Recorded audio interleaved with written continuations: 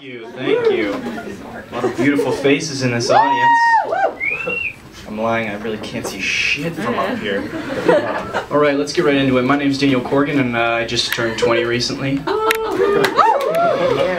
20 was a big milestone for me, and on my birthday I blew out the candles on my cake and I made a wish. This year my wish was to become a man. As you can see.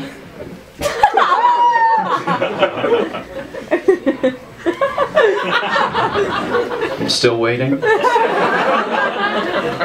I still feel like a young boy, you know, trapped inside the body of a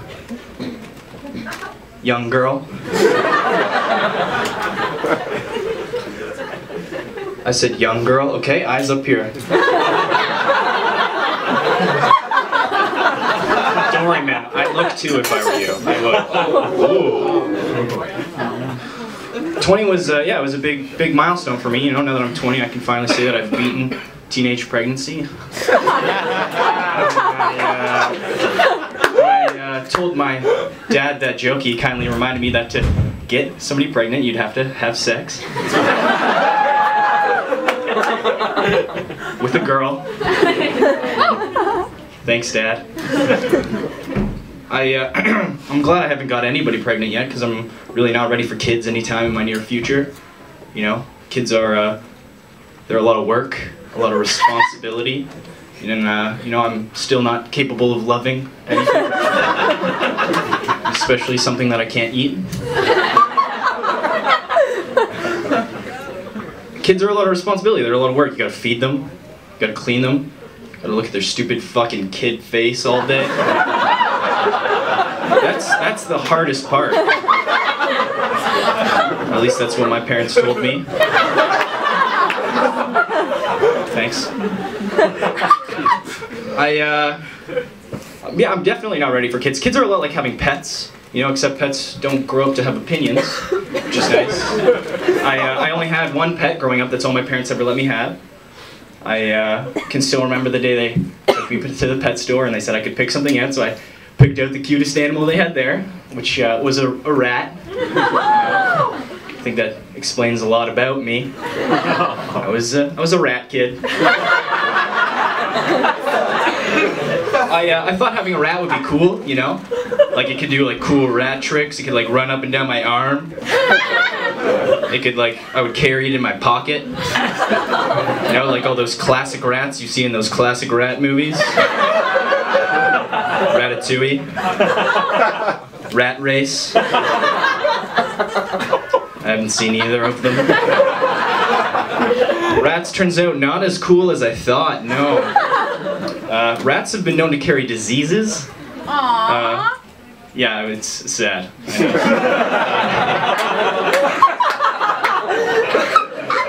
My rat happened to be carrying cancer. Yeah, that's not really the joke, but it's fine, thank you. It's true, I knew this because my rat slowly started to grow a tumor out of its chest. And this tumor, it gets better from here. This tumor grew bigger and bigger until my rat had one giant rat tit. So I did what any kid my age would have done, and I completely ignored it. The rat and the cancer. Just pretended that I never had it. Never had a pet. So my father took care of this rat, and then one day it grew too old and too cancery to go on, and my father took me and the rat into the backyard, and he filled a bucket with some water, and he took the rat and he dumped it into the bucket of water. 10-year-old me thought this was a very strange way to teach a rat how to swim. That's not what was happening. Oh my god. You know, that's, you know, before you go thinking that my dad is a psychopath and a rat killer, you have to understand that this rat was old, could not go on anymore, and you're not gonna, you know, take a rat out to the backyard and shoot it with a shotgun. It just doesn't make sense. No, it's a waste of a bullet and it's a big mess, trust me. So, you know what, your only options in that situation are to drown it in a bucket or put it in a bag and throw it at a wall. As you can see, I get my empathy from my father. I grew up in a Catholic household, and in my house we prayed every day, in the morning, before meals, at night. And prayer's a weird concept to grasp when you're a child, you know? Praying, you talk to this big man in the sky, and then he gives you what you want. I quickly learned that this was a complete lie, because I still do not own a monster truck, and my grade 2 teacher is still alive. Prayer, it does work sometimes though. For instance, my mother always told us that we should pray for the starving children in Africa, and we have plenty of them now.